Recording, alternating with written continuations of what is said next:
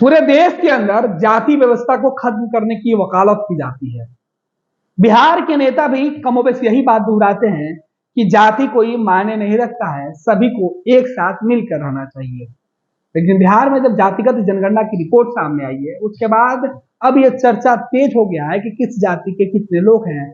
जिनकी संख्या कम है उनकी संख्या पर भी बहस छिड़ा हुआ है, जिनकी संख्या ज्यादा है उस पर भी बहस छिड़ा हुआ है।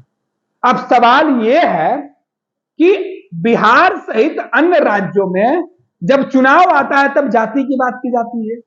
कहा जाता है कि जाति की बात छोड़ दीजिए, जात पात धर्म मजहब के नाम पर सियासत करना छोड़कर सबको एक विचारधारा की तरह सोचना चाहिए, विकास में भूमिका निभाना चाहिए।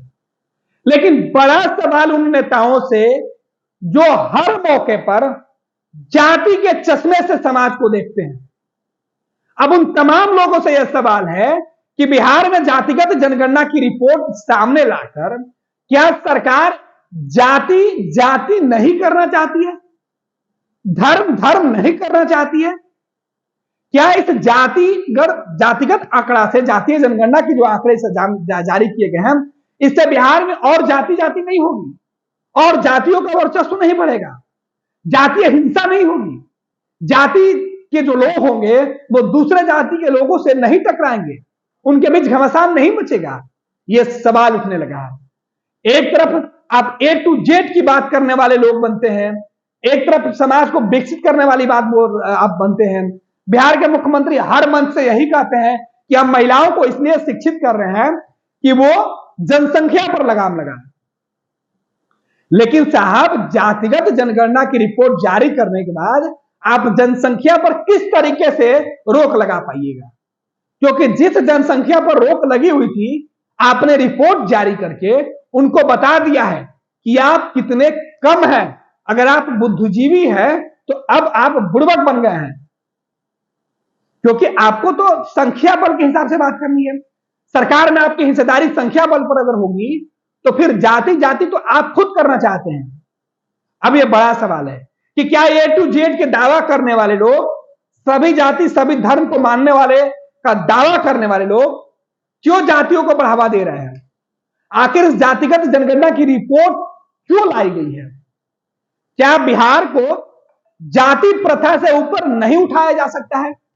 बिहार को जाति के चश्मा से देखे बगैर विकास नहीं किया जा सकता है? बिहार में रहने वाले लोगों का विकास तब भी संभव है जब वो किसी ना किसी जाति से ताल्लुक रखेंगे और उस जाति के लिबादे को ओढ़कर ही आगे बढ़ेंगे।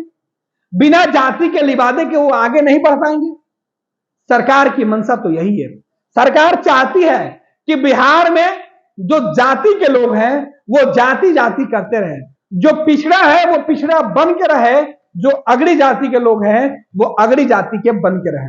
ना अगड़े और पिछड़े की लड़ाई खत्म करने की बात की जा रही है और ना ही जाति वाले चश्मा को बदलने की बात कही जा रही है। यहां तो जाति के चश्मे भी और लगाए जा रहे हैं, उसके लेंस बदले जा रहे हैं। चश्मे पर जो शीशे लगे हुए हैं उस चश्मे के धूल साफ किए जा रहे हैं, जाति को देखने के लिए, जाति को परखने के लिए।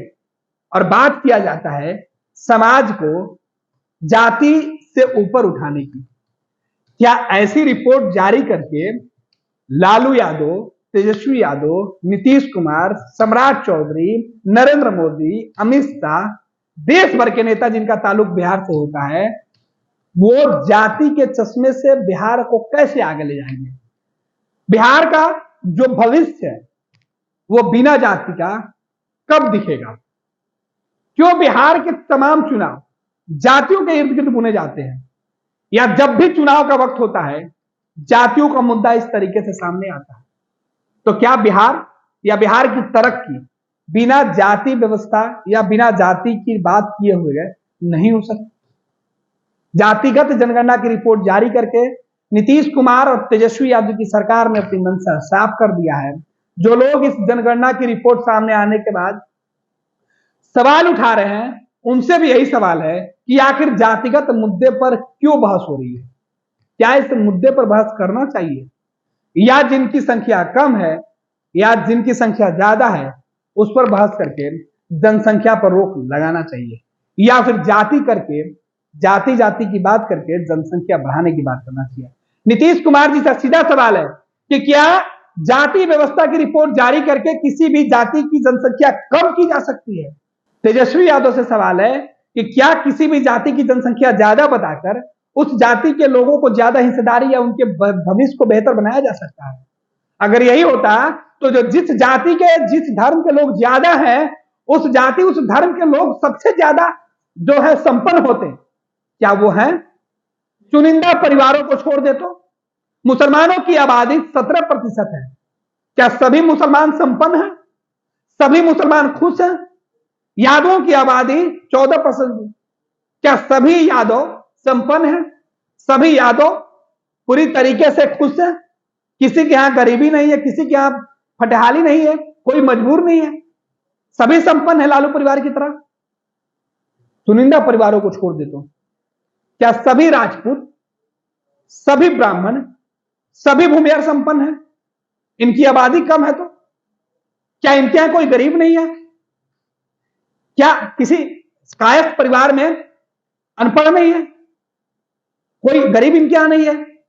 इनकी संख्या कम है तो यह बड़ा सवाल है कि क्या जिनकी जनसंख्या ज्यादा है क्या सभी कुर्मी कुशवाहा समाज के जो लोग हैं वो संपन्न हैं? उनके यहां गरीब लोग नहीं है?